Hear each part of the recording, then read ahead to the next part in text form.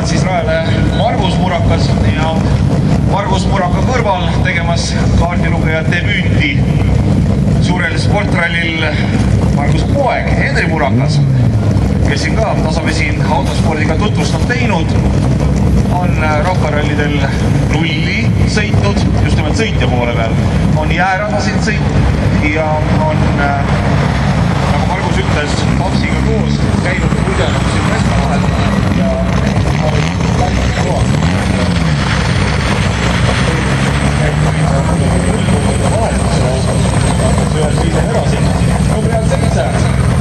möödunud aasta sellise väikese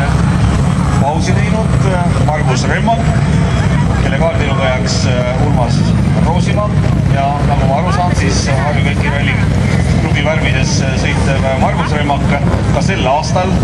vahetab, sõidab nii-öelda kahe kaardilugejaga ehk siis Olavsunder ka ja jagatakse siis rallid hooaja peal ära. Margusel, kes möödunud aastas oli väga kiire, on sel aastal selge plaan pärast seda väikest aastast pausi tulla tagasi ja sihtida tänavust Eesti meistritiitlit ja ma usun, et need ei ole mitte ainult niisama mõtted, vaid nii need asjad ka käivad ja kindlasti tuleb temaga arvestada kõikidel sõitjatel. Suure külmaga oleme saanud Leedu Vabariigist, Leedu Vabariigist Etnimaa Leedu leidmisega Ramunas Tšakovskas, Toomas Kauskas ja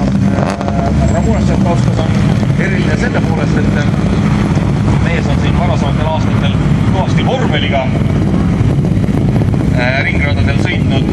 ja lausa aastatel 2002 ja 2003 tuli Ramunas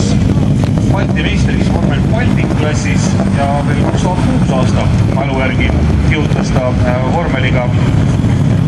Balti meistrisarjas, nii et tegu sellise mehega suhteliselt üle viidud ringrajad rallisse ja nagu siis öeldud, möödunud aasta Leedu meister ja kindlasti saab ka näidanud